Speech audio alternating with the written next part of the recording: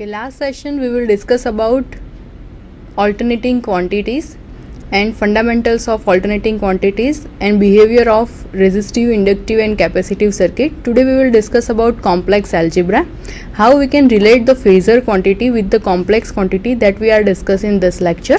So today's topic is complex algebra. Now alternating voltage is a phasor quantity that we are discussing last lecture, means complex quantity having magnitude and phase angle both. Last time we will discuss you can represent any alternating quantity as a vector quantity. Condition is that you have to satisfy the three conditions that we are discussing last session. If you are satisfied those conditions, you can represent any alternating quantity as a vector quantity, means it has magnitude and it has angle also or direction also, so it is related with the complex quantity. Okay, as shown in figure, this is our alternating quantity and this is the vector representation. This circle will indicate that your vector will goes in anti-clockwise direction and your alternating quantity goes in a positive direction. So this will give you the instantaneous value of alternating quantity. So this is the phasor representation of alternating quantity. This is the phasor addition. If you are having two vectors as shown in figure, red and blue are the given vector and you have to find the resultant of this vector. So first of all you have to represent this alternating quantity by a vector quantity and then draw one parallelogram and find the resultant. This purple vector is the resultant vector. So this is the resultant vector and this is the resultant quantity. So using phasor addition you can find the resultant of alternating quantity also. So this is the phasor addition of two alternating quantity, or this is the vector addition of two vector. Both are give you the same values. This circle, according to the moment of vector, it will give you the instantaneous value at a particular instant. Same value you got for alternating quantity throughout the cycle. Now complex operator is denoted by J, which is equal to under root of -1. So this is the plane, this is the real axis and this is the imaginary axis. Real axis means the real part of the quantity and imaginary axis means the imaginary part of the axis. This is the positive real axis, negative real axis. This is positive imaginary axis and this is the negative imaginary axis. If you have to represent any complex quantity, it has two parts. One is the real part, another is the imaginary part as shown a diagram. This is the vector compass. Now this 0 will indicate the phase difference of the vector is equal to 0. This 90 will indicate the phase difference between this two is 90 degree, then it is 180 and this is 270 degree. So whenever you change the position of vector, according to that the phase angle of the vector will be changed from the reference axis. We are consider 0 as a reference axis and according to that if you are changing the position of vector, the phase angle of the vector from the reference quantity will change. Now complex number, there are two basic forms of complex number notation. One is the polar form and another is the rectangular form. You can represent complex number in polar form also and in rectangular form also. First of all we are discuss about polar form. So polar form is where a complex number is denoted by the length known as the magnitude and the angle of its vector, which is identify the direction of the particular vector. This is the examples of polar notation. This first vector is denoted like this, 8.49 angle 45. So it will indicate that the magnitude of this vector is 8.49, or you can say length of the vector is equal to 8.49 and angle from the reference axis is 45 degree. Same way the second vector, it is denoted like this, it is 8.06 angle 330.26. So the length of the vector or magnitude of the vector is 8.06 and angle from the reference axis is 330.26, or you can write down like this, it is angle minus 29.3 74.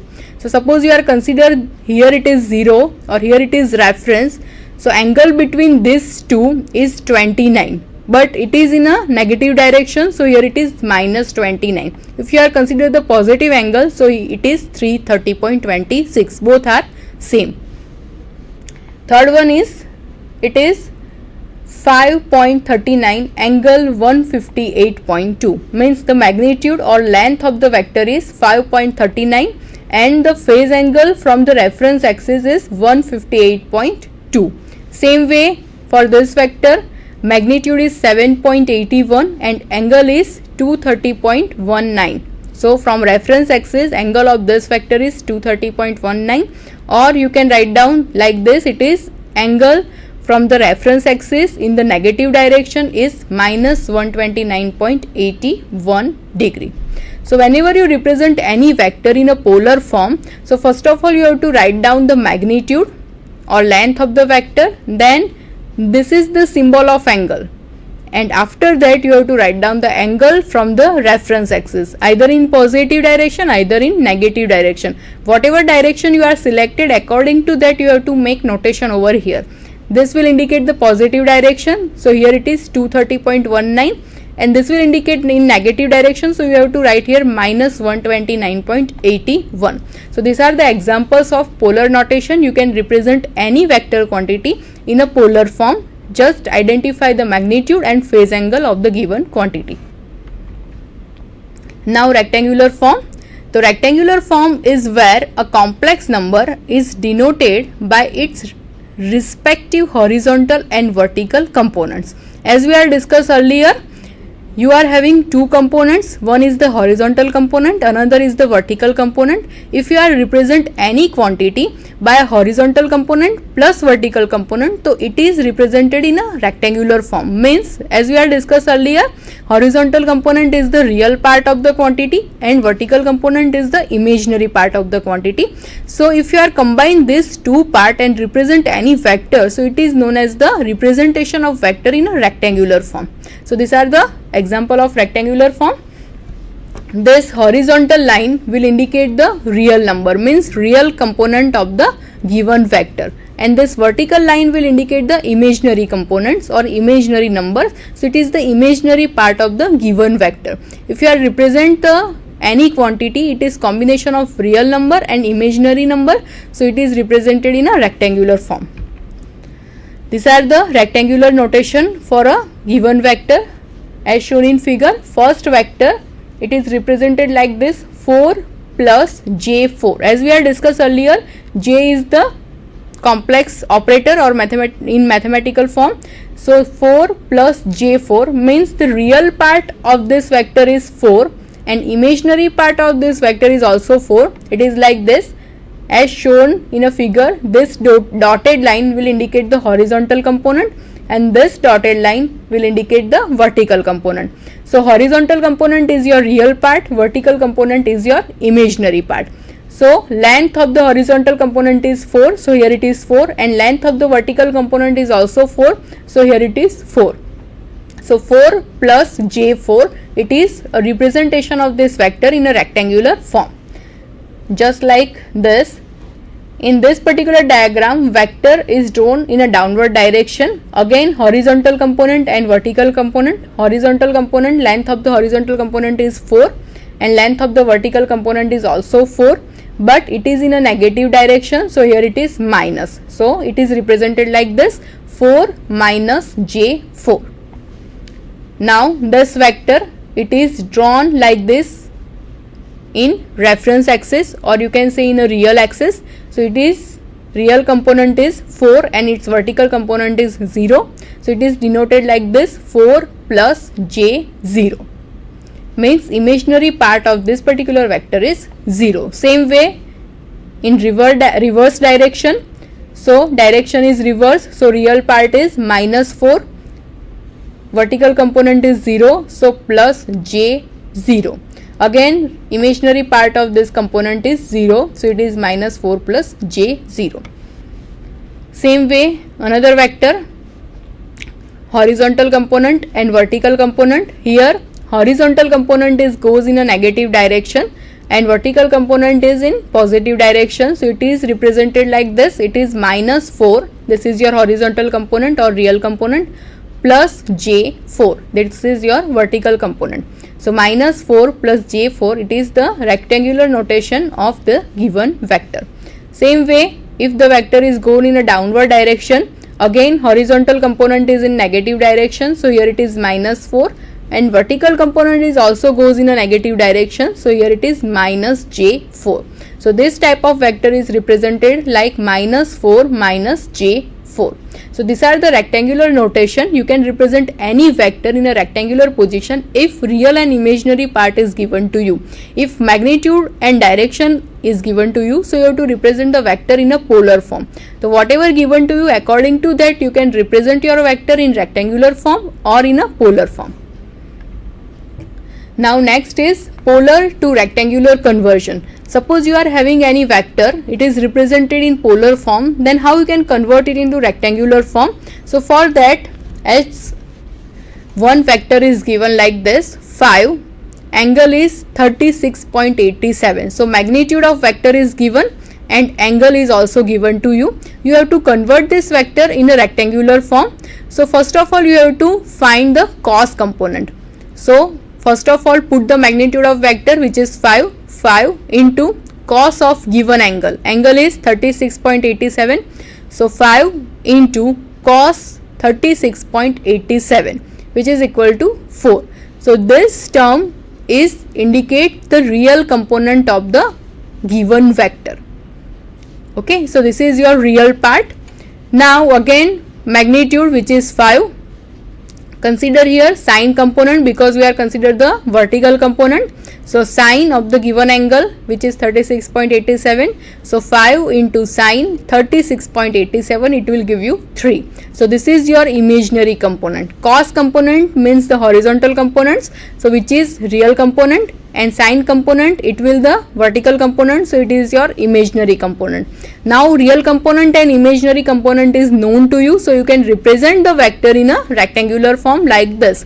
First of all, write down the real component, which is 4, plus j into imaginary component, which is 3. So 4 plus j3, this is the conversion of given vector which is in polar form into rectangular form. So using this method, you can convert any vector from polar form to rectangular form. So whatever form is given to you, you can convert from polar to rectangular.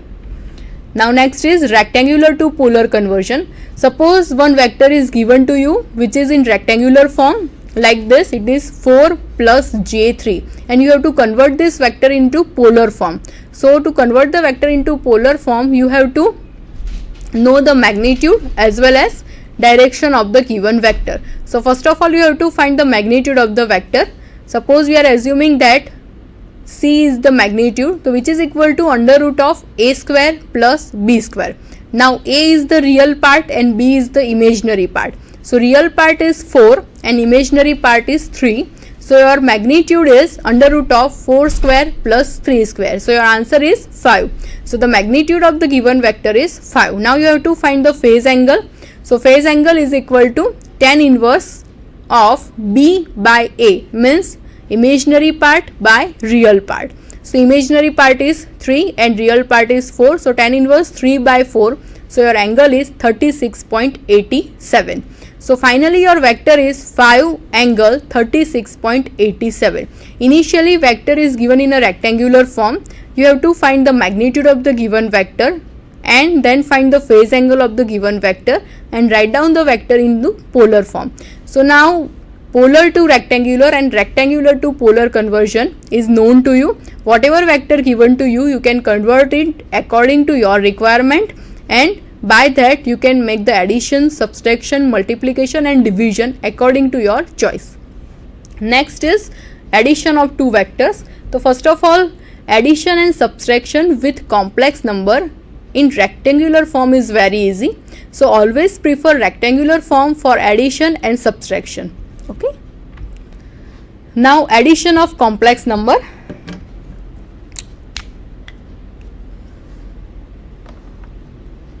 Suppose we are having two vector quantity. First is q1 which is equal to A1 plus J B1, and second quantity which is equal to Q2 is equal to A2 plus J B2. Now you have to make the addition of two vector. So as we had discussed earlier, for addition and subtraction you have to prefer rectangular form only. So addition of two vector means Q1 plus Q2, Q1 plus Q2. So for addition, first of all, addition of real part. So real part is A1 and A2. So here it is A1 plus A2 plus J, addition of imaginary part. So here it is B1 plus B2. So Q1 plus Q2 is equal to A1 plus A2 plus J B1 plus B2. Now if you have to find the magnitude of this vector, then it is like this.